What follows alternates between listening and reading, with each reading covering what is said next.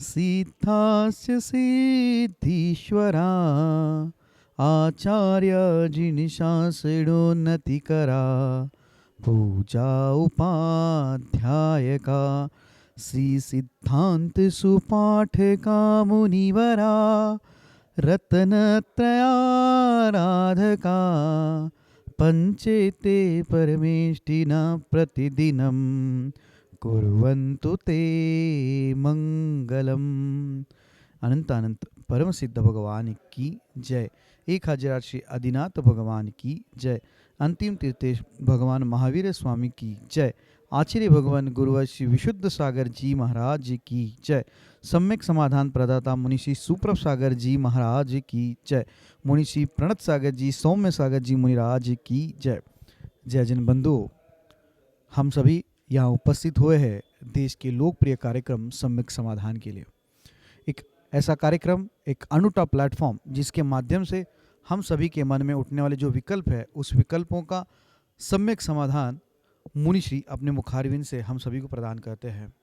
कितने अहोभाग्य के वह क्षण होंगे जिस क्षण में अपने मन में उठने वाले विकल्पों का समाधान पंचम परमेष्टि साधु परमेष्टि के मुखारविंद से हम सभी को प्राप्त होता है।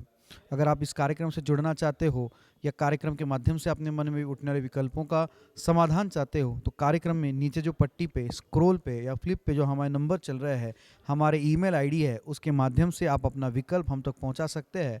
उस विकल्पों को एकत्रित करके मुनिषी तक पहुंचाया जाएगा। वो मुनिषी के मुखारविंद से हम सभी लोग सम्यक समाधान प्राप्त करेंगे। सम्यक समाधान के माध्यम से आप अपने विकल्पों का समाधान प्राप्त कर ही सकते हैं एवं उस विकल्प के कारण अन्य लोगों के मन में जो विकल्प है उसके विकल्पों का भी समाधान हम सभी प्राप्त कर सकते हैं। तो आप जल्द से जल्द अपने मन में उठने वाले विकल्पों को हम तक पहुंचाएं और हम सभी लोग उस विकल्प का सम्यक समाधान मुनिषी के मुखारविंद से प्राप्त करेंगे। मुनिषी के चरणों में नमोस्तु करते हुए आज के उस कार्यक्रम को, लोकप्रिय कार्यक्रम की शुरुआत करते हैं। मुनिषी प्रणत सागर जी महाराज से निवेदन करते हैं कि हे स्वामी, आज के कार्यक्रम को गति प्रदान करते हुए संचालित करें। नमोस्तु नमोस्तु नमोस्तु।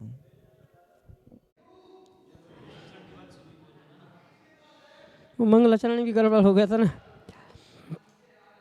ओम नमः सिद्धिभ्य नमः श्रीवर्धमानाय निर्धूत कलिलात्मने सालोकानां त्रिलोकानां यद् विद्यादर्पणायते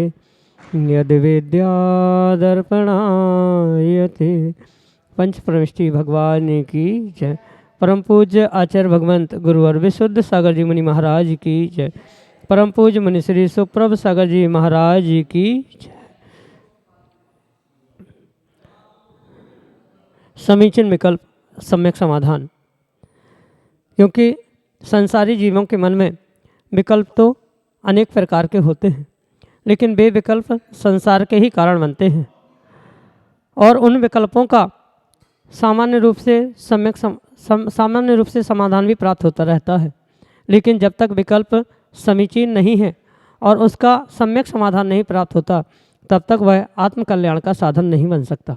परम पूज्य आचार्य भगवंत गुरुवर विशुद्ध सागर जी महाराज के मंगल सुभाषिष से, उन्हीं के सुयोग से परम पूज्य मुनि श्री सुप्रभ सागर जी महाराज ने हम सबको वह अनूठी विधा प्रदान की, जिसके माध्यम से हम सभी प्रतिदिन अपने मन के उन समीचीन विकल्पों का सम्यक समाधान आगम के परिप्रेक्ष्य में प्रतिदिन प्राप्त करते हैं और वही सम्यक समाधान हमारे लिए आत्मकल्याण का साधन है।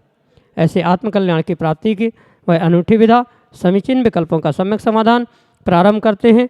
और आज के पहले विकल्प के लिए वासिम महाराष्ट्र से वेदांग अनुमति हरसुले महाराष्ट्र के चरणों में कोटि कोटि नमोस्तु निवेदित करते हुए अपना समीचीन विकल्प रख रहे हैं कि महाराज जी, जीवन में आगे बढ़ना है तो अपने कॉन्फिडेंस को कैसे बनाए रखें। हमारे समीचीन विकल्प का सम्यक समाधान करने की अनुकंपा करें। नमोस्तु महाराज जी, नमोस्तु। ओम नमः सिद्धम। परम पूज्य आचार्य भगवान गुरुवर विशुद्ध सागर जी महाराज की।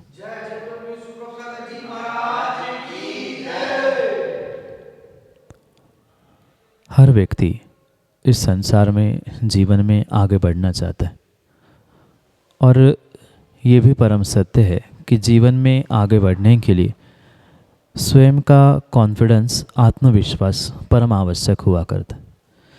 जब तक हमारे भीतर आत्मविश्वास, सेल्फ और कॉन्फिडेंस डेवलप नहीं होगा, तब तक किसी भी प्रकार से जीव अपने कार्यों में सफलता को प्राप्त नहीं कर सकता। इसलिए ये ध्यान रखना कि सेल्फ कॉन्फिडेंस, आत्मविश्वास को बढ़ाने के लिए व्यक्ति को अपने स्वयं से ही एक निर्णय करने की आवश्यकता है, जिसके माध्यम से वह अपने जीवन में उन्नति को प्राप्त कर सकता है। अन्यथा किसी भी प्रकार से वह प्रारंभ करने वाले अपने जीवन के कार्यों में सफलता को प्राप्त नहीं कर सकता। कॉन्फिडेंस को बढ़ाने के लिए या कॉन्फिडेंस को प्राप्त करने के लिए जीवों को पहले अपनी स्वयं की खूबियाँ और अपनी खामियाँ, यानी स्वयं की अच्छाई और स्वयं की बुराई, इन दोनों को बहुत अच्छे से समझने की आवश्यकता है। जब तक व्यक्ति अपनी स्वयं की कमज़ोरी, खामियां और अपनी अच्छाई नहीं समझ पाता है, तब तक वह अपना आत्मविश्वास या सेल्फ कॉन्फिडेंस नहीं बढ़ा सकता है। जो कमज़ोरियां हैं, उस कमज़ोरियों को किस प्रकार से दूर किया जाए, ये सोचकर ही जीव अपने भीतर की उस आत्मविश्वास को बढ़ा सकता है। क्योंकि अक्सर पुनः पुनः होने वाली वह गलतियाँ, भीतर की कमज़ोरियाँ व्यक्ति को अपने कॉन्फिडेंस लूज़ करने के लिए, आत्मविश्वास ढीला करने के लिए कार्यकारी निमित्त बन सकते।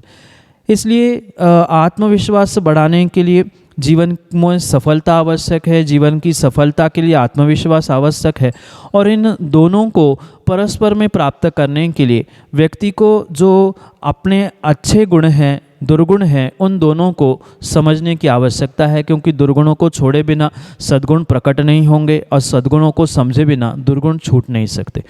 इसलिए इन दोनों को व्यवस्थित समझते हुए जीवन में जो अच्छाई है, उस अच्छाई में, यानी माना कि 50% नहीं 80-90% भी किसी व्यक्ति में दुर्गुण है, कोई ड्रॉबैक्स है, कमियां हैं, पर उसमें जब 10-20% भी अच्छाइयाँ है, एक भी अच्छाई है, उस एक अच्छाई पर ही अगर व्यक्ति पुरुषार्थ करे, मेहनत करे, तो वह नियम से उस एक खूबी के निमित्त से अपनी 99 बुराइयों को ठीक करते हुए 100% सफलता को प्राप्त कर सकता है। और जैसे ही एक बार उस कमियों को जीतते हुए अपनी खूबियों के द्वारा आप सफलता को प्राप्त करते हो, अपने आप जीवन में कॉन्फिडेंस और आत्मविश्वास बढ़ने की संभावना हुआ करती। इसलिए कोई डिसीजन लेने से पहले वह डिसीजन मेरे लिए कितने कार्यकारी है, कब कैसे उसका मुझे फल मिल सकता है, उसके लिए मैं कैसी मेहनत कर सकता हूँ, आदि सोचते हुए ही आत्मविश्वास को बढ़ाते हुए जीवन में प्रत्येक कार्य को करने की आवश्यकता है। और इसी के द्वारा ही क्रम से आप अपने आत्मविश्वास को बढ़ा सकते हैं। माना कि किसी कार्य में असफलता भी आई, हार भी हो गई, तो पुनः एक उम्मीद बना के रखते हुए गुरु पर और अपने आप पर विश्वास रखते हुए आगे बढ़े, तो नियम से, गुरु के आशीर्वाद से आपका कॉन्फिडेंस, आत्मविश्वास बढ़ सकता है। यही आपके लिए सम्यक समाधान। अनिमेश जैन, सागर, मध्य प्रदेश से महाराज के चरणों में बारंबार नमोस्तु निवेदित करते हुए अपना समीचीन प्रश्न रख रहे हैं कि महाराज जी, यदि कोई शांति धारा करवाता है और उस दान की रसीद कटवाते समय अन्न मद में जैसे चावल, नारियल आदि के नाम से रसीद कटवाएं, तो उसमें उस व्यक्ति को दोष लगेगा या नहीं? हमारे समीचीन विकल्प का सम्यक समाधान करने की अनुकंपा करें। नमोस्तु महाराज जी, नमोस्तु। ये बात व्यवस्थित समझने योग्य है कि व्यक्ति जिस निमित्त से दान देता है, वह दान उसी निमित्त में ही या उसी कार्य में ही लगने की आवश्यकता है। आचार्य भगवंतों ने स्पष्ट रूप से ये समझाने का प्रयास किया है कि जो जिस कारण से दान देता है, वह उसी कारण में अगर नहीं लगता है, नहीं लगवाया जाता है, तो कहीं ना कहीं वह निर्माल्य के दोष का ही भागी हुआ करता है। कहने का तात्पर्य ये है कि जिस कारण से जिस उद्देश्य से दान ग्रहण किया है उन उद्देश्यों को ही पूर्ण करना ही श्रेष्ठतम कार्य होता है उन व्यवस्थापकों का। जैसे आप शांति धारा के निमित्त से चर्चा कर रहे हैं, विकल्प रख रहे हैं, ये मात्र शांति धारा आदि ही नहीं अपितु कई सारे ऐसे स्थानों में ये देखने में आता है कि बहुत सारे मंदिर या बहुत सारे स्थानों पर ये देखने में आता है कि दान तो किसी नाम से लिया जाता है पर उसका उपयोग कहीं अन्यत्र किया जाता है। अगर ऐसा दान की राशि का दुरुपयोग किया जा रहा है या जैसे कि आपने कहा है कि आपने शांति धारा की बोली तो ले ली पर रसीद देते समय अन्य किसी नाम पर रसीद मिल रही है तो वो भी पूर्ण रूप से गलत ही है। और ऐसा जो भी कार्य करता है, ऐसे जो भी व्यवस्थापक कार्य करते हैं, नियम से उनके लिए निर्माल्य का ही दोष लगता है। और ये विशेष बात समझने योग्य है कि निर्माल्य का दोष जो व्यक्ति प्राप्त करता है या निर्माल्य को भोगने वाला जो होता है वह नियम से उस निर्माल्य को भोगते हुए 60,000 वर्ष तक विष्ठा में कीड़ा बनने जैसे, और इतना ही नहीं वह नरक भी पहुंच सकता है। इतने कठोर शब्दों में आचार्य भगवंतों ने निर्माल्य के भोगने के दोषों को वर्णित किया है। ये विशेषता समझना जो निर्माल्य का इस प्रकार से भोग करता है जबकि उसने निर्माल्य का स्वयं के लिए कोई भी प्रयोग नहीं किया पर जिस हेड के अंडर यानी जिसके लिए वह दान राशि आई है उसी के लिए उसकी रसीद बनना, उसी के लिए उसका उपयोग होना, ये ही सर्वश्रेष्ठ कार्य था। पर अन्यत्र उसका प्रयोग करना, अन्यत्र किसी दूसरे नाम से रसीद कटवा लेना, दूसरे अकाउंट में डलवा लेना, ये जो भी कार्य करते हैं उनको नियम से ये निर्माल्य का दोष लगेगा। और निर्माल्य के दोष का फल अगर आपने समझा है तो वह नरक निगोद जैसे निकृष्ट गतियों को देने वाला हो सकता है। पुण्य के उदय से तिर्यंश भी बना तो वह भी विष्ठा में कीड़ा बनेगा। इतने दुर्धर पापों को और दोषों को वह जीव प्राप्त करता है, इसलिए ऐसा कार्य करना किसी भी प्रकार से उचित है ही नहीं है। ये जीवों को समझने की आवश्यकता है जो कि आपके लिए सम्यक समाधान से।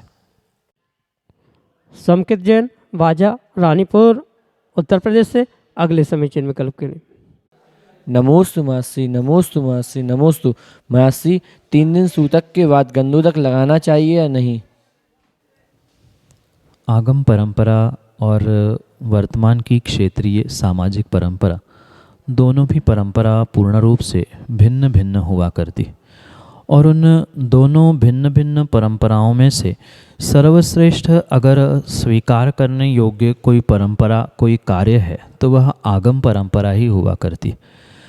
ये आगम और क्षेत्रीय परंपरा में भले ही लोक सत्य की अपेक्षा से क्षेत्रीय सामाजिक परंपरा को स्वीकार किया जाता है, पालन किया जाता है, पर ये आगम परंपरा को समझना ही सर्वश्रेष्ठ बात स्वीकार करनी होगी। जैसे इन सूतक पातक आदि के निमित्त से कई स्थानों में ये देखने के लिए मिल जाता है कि 3 दिन बाद गंधोदक ले लेना, मंदिर में प्रवेश कर लेना, मंदिर के द्रव्य सामग्री आदि का स्पर्श हो लेना, मर्यादा से रहित होकर वेदी के पास निकटतम पहुंच जाना, ये बिल्कुल भी योग्य कार्य आगम के परिप्रेक्ष्य में नहीं है। हाँ, क्षेत्रीय परंपरा कुछ स्थानों में ये अवश्य देखने में आता है, पर क्षेत्रीय परंपरा कभी भी आगम नहीं हो सकती। पालन करना नहीं करना ये व्यक्ति का निजी विवेक, निजी बुद्धि हो सकती है, पर ये सत्यता स्वीकार करनी होगी कि आगम में क्या लिखा है। आगम के परिप्रेक्ष्य में 3 दिन के सूतक में यानी जो 13 दिन का सूतक माना जाता है उसमें 3 दिन की जब खारी आदि उठती है उसके उपरांत गंधोदक लेना उचित नहीं है। वास्तविकता में आगम में इसके विषय में आचार्य भगवंतों ने इस प्रकार से प्रकाश डालते हुए समझाने का प्रयास किया है कि 13 दिन के उस सूतक में 12 दिन तक जो पूर्ण रूप से सूतक होता है, 13वें दिन जो शुद्धि आदि होती है, विधान होता है, उसी दिन व्यक्ति मंदिर पहुंचकर मंदिर में गंधोदक ग्रहण करे और गंधोदक लेने के साथ ही उसकी भी 12 दिन की सूतक की शुद्धि मानी जाती है। और फिर वह 13वें दिन जिस दिन वह गंधोदक लेता है उसी दिन द्रव्य चढ़ाना, पूजन करना, विधान करना आदि आदि कार्य करता है। ये आगम की व्यवस्था है। पर तात्कालिक व्यवस्था ये देखने में आती है कि व्यक्ति स्वयं तो गंधोदक नहीं लेता, पर कोई दे दे तो उसे ग्रहण करता है। तो जब उसे सूतक है, मर्यादा है, तो इन दिनों में आगम के परिप्रेक्ष्य में गंधोदक ग्रहण करना भी उचित नहीं है। गंधोदक लेने से अपने आप शुद्धि हो जाती है, और अशुद्धि के दिनों में गंधोदक ले रहे हैं तो कहीं ना कहीं वहाँ गंधोदक की भी अशुद्धि स्वीकार करनी होगी। इसलिए मर्यादा का पालन करने के लिए ये जो सूतक पातक आदि की व्यवस्था कही गई है, वहाँ ये बहुत बहुत विशेष ध्यान रखने योग्य बात है कि गंधोदक ग्रहण तभी करना चाहिए जब ही इन सूतक पातक आदियों की पूर्ण रूप से शुद्धि होती है। मतलब जो 12 दिन के बाद 13वें दिन विधान आदि करने का जो हमारे यहाँ परंपरा रूप या कार्य कहा गया है, उसको विधिवत उसी प्रकार से बनाए रखे, यही उत्कृष्ट कार्य हो सकता है। 3 दिन के बाद यानी जो 12 दिन के भीतर की में जो गंधोदक लिया जाता है वो पूर्ण रूप से आगम के परिप्रेक्ष्य में गलत है। कई स्थानों में ये जो परंपरा देखने में आ रही है, ये जनपद सत्य या लोक सत्य मानते हुए भले ही स्वीकार कर रहे हैं, ये भिन्न विषय है, पर आगम इस प्रकार से ही इसे कहता है कि ये 12 दिन के बाद 13वें दिन ही इस सूतक पूर्ण होने पर शुद्धि के निमित्त से ही गंधोदक लेना चाहिए, उसके पहले नहीं। यही आपके लिए सम्यक समाधान। रानीपुर उत्तर प्रदेश से समीक्षा जैन अगले समीचीन विकल्प के साथ। नमोस्तु महाराज जी, नमोस्तु महाराज जी, नमोस्तु महाराज जी। महाराज जी, मेरा प्रश्न है कि धर्म के कार्य को पुण्य के लालच में करना कहाँ तक सही है? कृपया शंका का समाधान करें। नमोस्तु महाराज जी। किसी भी धर्म के कार्य को पुण्य की लालच में करना बिल्कुल भी उचित नहीं है, क्योंकि ये परम सत्य है। लालच बहुत बुरी बला है, ये सभी जानते हैं। चाहे पुण्य का लालच हो, धन का लालच हो, या अन्य भी किसी प्रकार का लालच हो, अगर कुछ लालच या लोभ सता रहा है कि यह प्राप्ति हो, धर्म का फल मुझे ऐसा मिले, ये लालच लोभ देकर अगर किया जा रहा है तो वह किसी भी प्रकार से उचित हो ही नहीं सकता। इसलिए ध्यान रखें कि ये जो कार्य धर्म का किया जा रहा है, धर्म के कार्य किए जा रहे हैं, वह लालच में नहीं अपितु धर्म का जो फल मिलना है वो तो मिलना ही है। आप लालच करो सो मिलना है, और लालच नहीं करो तो भी मिलना है। पर लालच करेंगे तो पुण्य की जगह वहाँ नियम से आपको पाप का भी आश्रय होगा। इसलिए ये विशेष बात ध्यान रखते हुए धर्म कार्यों को आपको अपने जीवन में करने की आवश्यकता है। जो भी जीव किसी कार्य के लिए लालच करता है तो वह चाहे धन के लिए हो, पर धन भी लालच से नहीं मिलता, लोभ से नहीं मिलता, वह तो मात्र पुण्य से ही प्राप्त होता है। बिल्कुल ऐसा ही धर्म का जो फल है, धर्म कार्यों का भी जो फल है, वह भी जो पुण्य रूप मिलने वाला है, वह अपने आप स्वयं से ही मिलेगा। आपके चाहने से, किसी व्यक्ति के लालच करने से नहीं मिलेगा। माना कि कोई एक पूजा कर रहा है और बहुत सारा लालच उसके भीतर है कि मैं रोज़ पूजा करता हूँ, रोज़ अभिषेक करता हूँ, गुरु की सेवा करता हूँ, तो उसके बदले में मुझे इतना मिलना चाहिए। तो ये आपका लालच पूर्ण रूप से आपको पाप ही दिलाने वाला हो सकता है, पुण्य दिलाने वाला नहीं हो सकता। क्योंकि जो ये कहा जाता है कि पुरुषार्थ करना चाहिए, मेहनत करनी चाहिए, धर्म कार्य भी करना चाहिए, पर कोई अपेक्षा, कोई आकांक्षा लेकर नहीं करनी चाहिए। अगर उसमें भी कोई लालच, कोई लोभ सता रहा है, तो लोभ कषाय एक कषाय होने के कारण से पूर्ण रूप से वह आपके लिए पाप का ही आश्रय करने वाली हो सकती है। और वही लोभ, वही लालच अगर अनंतानुबंधी रूप परिणत हुई, यानी 6 महीने से अधिक पुण्य कार्यों में या धर्म कार्यों के निमित्त से लालच आपको लोभ कषाय सता रही है, तो ये पक्का मानना वह अनंतानुबंधी आपको कहीं ना कहीं मिथ्यात्व में भी ले जाने के लिए निमित्त बन सकती। भले ही मिथ्यात्व ले जाने के लिए निमित्त नहीं बन रही है, मतलब अनंतानुबंधी नहीं है, पर प्रत्याख्यानावर्णी, अप्रत्याख्यानावर्णी आदि लोभ कषाय भी आपको इस संसार में दुख ही देने वाली है। जबकि धर्म कार्य आपको सुख देने के लिए निमित्त बनने वाले थे, पर वही जो पुण्य की लालच थी, पुण्य का लोभ था, धर्म का लोभ था, वह आपके लिए पूर्ण रूप से इस पुण्य की जगह पाप को ही देने वाला हो सकता है, और जितना पुण्य एकत्रित किया है वह पुण्य भी आपका पाप रूप में परिवर्तित होने की पूर्ण संभावना है। इसलिए धर्म कार्य किसी भी प्रकार से पुण्य की या शुभ के या किसी भी लालच में करने की आवश्यकता नहीं है। अगर लालच में किया जाएगा तो नियम से वह आपके लिए पुण्य की जगह पाप ही दुख ही देने वाला हो सकता है। यही आपके लिए सम्यक समाधान। बंद करो। निहारिका जैन, रानीपुर, उत्तर प्रदेश से अगले समीचीन विकल्प के लिए। नमोस्तु महाराष्ट्री, नमोस्तु महाराष्ट्री, नमोस्तु महाराष्ट्री। महाराष्ट्री, मेरा प्रश्न यह है कि जब हम बिल्कुल हार मान जाए किसी को धर्म में लगाने में, तो हम ऐसा क्या करें उसको धीरे धीरे, कोई बड़ा इंसान भी हो तो भी उसको धर्म में लगा सके। ये बहुत अच्छी बात है, किसी व्यक्ति को धर्म में लगाना।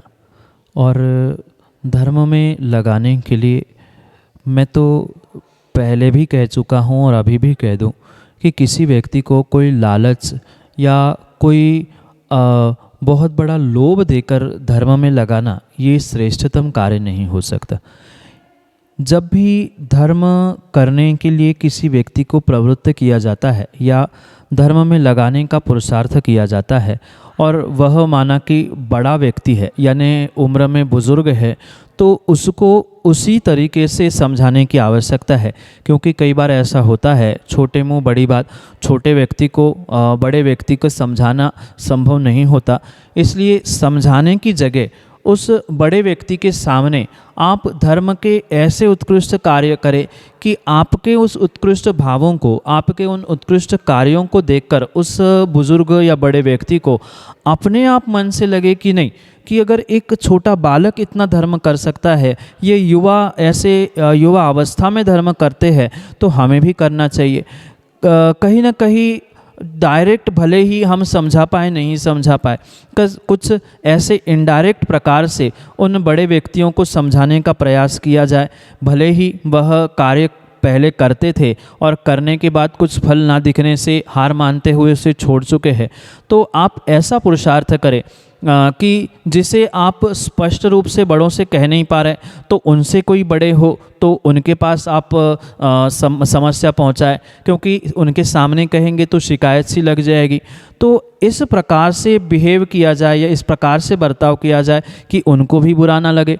उनसे कोई बुजुर्ग व्यक्ति के द्वारा उनसे कहला दिया जाए, कोई मुनि महाराज कोई आर्य का संघ नगर में पहुँचे तो उनके माध्यम से उनको समझा दिया जाए, ये कार्य किया जा सकता है। या स्वयं धर्म में इतनी रुचि ले कि आपकी रुचि, आपका इंटरेस्ट और आपका आनंद, आपका ये कार्य देखकर कहीं ना कहीं उस व्यक्ति को भी, बुजुर्ग को भी लगे कि ये बालक इतना कर सकता है तो मैं भी कर सकता हूँ। ऐसे प्रत्यक्ष या परोक्ष रूप से धर्म के मिलने वाले फलों का भी आप वर्णन कर सकते हैं। जैसे सभी लोग सामूहिक रूप से बैठे हैं, तो आप माना कि प्रतिदिन पूजा कर रहे, तो आप जब से प्रतिदिन पूजा कर रहे हैं तब से आपने क्या फल प्राप्त किया, या किसी व्यक्ति ने अगर प्रतिदिन पूजा का अभिषेक का नियम लिया तो नियम लेने के बाद उसको क्या फल मिला।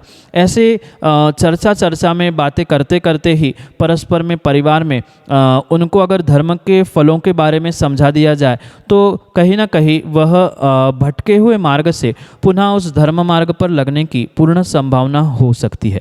इसलिए ये जो बड़े व्यक्ति को समझाने का या धर्म में प्रवृत्त करने में, धर्म में लगाने का जो कार्य है, वह एक बड़ों से किया जाए या स्वयं को ही करना है तो प्रत्यक्ष परोक्ष रूप से करें। माना कि कोई मुनि संघ भी बड़े बुजुर्ग नहीं मिल पा रहे, उनके मित्रों के द्वारा समझाने का प्रयास किया जाए, या परोक्ष रूप से अन्य भी बहुत सारी ऐसी धर्म चर्चा घर में की जाए। घर में बैठे बैठे स्वाध्याय किया जा सकता है। स्वाध्याय के माध्यम से बहुत सारे धर्म और धर्म के फल, धर्म की चर्चा आदि का भी व्याख्यान किया जा सकता है। इन सभी माध्यमों से नियम से वह व्यक्ति भूला भटका पुनः धर्म के मार्ग पर लग सकता है। यही आपके लिए सम्यक समाधान। प्रवीण जैन, गोलू, रानीपुर, उत्तर प्रदेश से अगले समीचीन विकल्प। नमोस्तु महाश्री, नमोस्तु महाश्री, नमोस्तु महाश्री। महाश्री, मिथ्यात्व को कैसे छोड़ा जाए और मिथ्या से दूर कैसे रहा जाए गृहस्थ अवस्था में रहते हुए। नमोस्तु महाश्री, नमोस्तु। सबसे पहले तो व्यक्ति को मिथ्यात्व को समझना परम आवश्यक है। जब तक जीव मिथ्यात क्या है उसे नहीं समझ पाता, तब तक चाहे गृहस्थावस्था हो या अन्य कोई भी अवस्था हो, वह मिथ्यात से दूर नहीं हो सकता। मात्र मिथ्यात एक ही प्रकार का नहीं होता, जो कि वर्तमान में मात्र इनको मानो इनको नहीं मानो, इतना ही मात्र मिथ्यात नहीं होता, अपितु मिथ्यात के अनेक प्रकारों को समझना होगा। जैसे कि गृहित मिथ्यात है, अग्रहित मिथ्यात है, इन दोनों के भेदों को भी समझना होगा। दूसरों के द्वारा जो बताया गया मिथ्यात का मार्ग है वह गृहित कहलाता है, या अपने ही कर्म के उद्देश्य से जो होता है वह अग्रहित मिथ्यात कहलाने लगता है। तो मिथ्यात को पहले स्पष्ट रूप से समझे बिना उससे दूर नहीं हुआ जा सकता, क्योंकि कुछ लोगों का मात्र देवी देवताओं को मानना नहीं मानना आदि को लेकर ही मिथ्यात की संकल्पना है। मात्र इतना छोटा सा स्थान मिथ्यात का नहीं है, अपितु जो जैसा है और जो जैसा नहीं है उसमें विपरीत किसी भी प्रकार से मान्यता है तो मिथ्यात है। सीधा सा अर्थ इतना है, माना कि कोई वस्तु है, एक पेन है, उस पेन को पेन मानने की जगह अगर आप कागज़ मान रहे हैं, कागज़ को कागज़ मानने की जगह पेन मान रहे हैं, तो ये भी मिथ्यात है, ये विपरीत मिथ्यात कहा जाता है। एकांत से मात्र ऐसा ही होता है ये मानना भी मिथ्यात होता है। साथ में विपरीत एकांत ही नहीं अपितु सभी को एक जैसा ही मानना, ये भी पूर्ण रूप से विनय मिथ्यात के अंतर्गत आता है, क्योंकि ये मिथ्यात के 5 भेद भी जो कहे हैं उनको भी समझने की आवश्यकता है, तभी इनसे दूर हुआ जा सकता है। और इसको दूर करने के लिए जैसे ही इन सभी प्रकार के मिथ्यात्वों का बोध हो जाए, जैसे विपरीत है, एकांत है, विनय है, इन मिथ्यात्वों से उनके स्वरूप को समझते हुए ही दूर हुआ जा सकता है। अनेकांत को समझना ये विपरीत और एकांत मिथ्यात से दूर होने का निमित्त हो सकता है।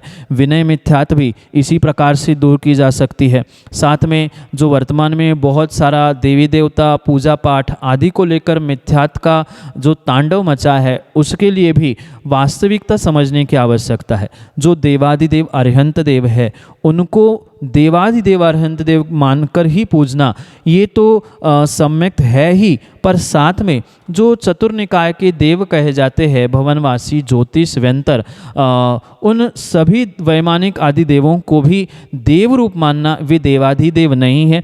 अगर उन 4 निकाय के देवों को देवादिदेव मानकर पूज रहे हैं तो भी दोष है, या उन देवादिदेवों को इन देवों की तुलना के साथ साथ माना जा रहा है तो वो भी मिथ्यात है।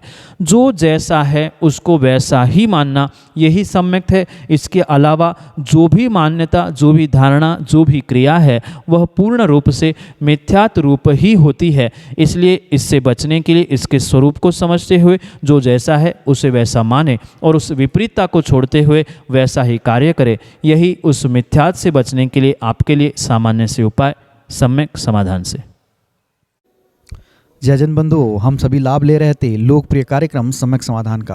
प्रतिदिन की भांति यह कार्यक्रम 5:13 पे यूट्यूब चैनल सुप्रभ उवाच के माध्यम से प्रसारित होता है।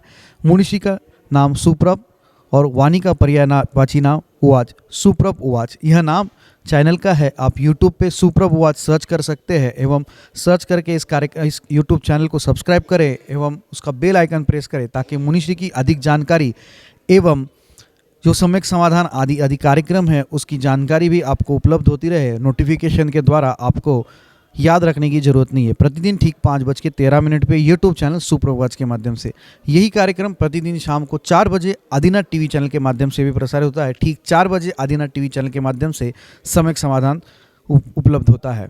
शाम को 7:40 पे जिनवान टीवी के माध्यम से मुनिषी के प्रवचन विगत चातुर्मास्थली विदिशा में सुक्ति मुक्तावली इस अद्भुत ग्रंथ पे हुए थे। उस प्रवचनांश प्रतिदिन शाम को 7:40 पे जिनवान टीवी के माध्यम से प्रसारित होते हैं। आप सभी लोग घर बैठे सुक्ति मुक्तावली इस ग्रंथ का स्वाध्याय करते हुए मुनिषी के वाणी का लाभ ले सकते हैं। प्रतिदिन 2:30 पे 2:30 बजे मुनिषी के प्रवचन आदिनाथ टीवी चैनल के माध्यम से भी प्रसारित होते हैं। आप सभी लोग दोपहर को 2:30 पे आदिनाथ टीवी चैनल के माध्यम से भी मुनिषी के प्रवचन का लाभ ले सकते हैं। आज के लिए इतना ही। मुनिषी के चरणों में कोटिशा नमोस्तु करते हुए आज के इस लोकप्रिय कार्यक्रम को यहीं पे विराम देते हैं। नमोस्तु नमोस्तु नमोस्तु।